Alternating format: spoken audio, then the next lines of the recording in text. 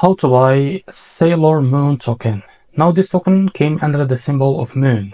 Now before we start, this is not financial advice.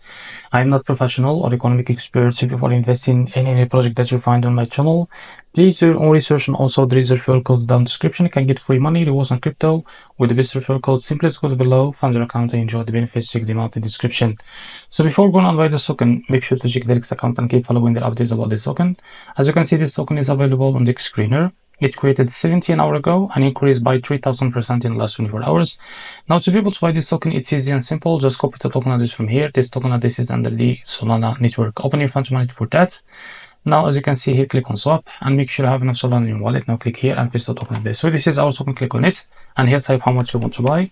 So here you will be able to see how much you receive. After that, select provider, for example, the future, and make sure to read all of that information here. And after that, click on swap and you will be able to redirect to the crypto provider page to be able to buy this token. Now if you face an issue, go back to this page and switch the slippage from here or custom made, because the most of issues came from the slippage, and after that you can be able to buy this token without any issue.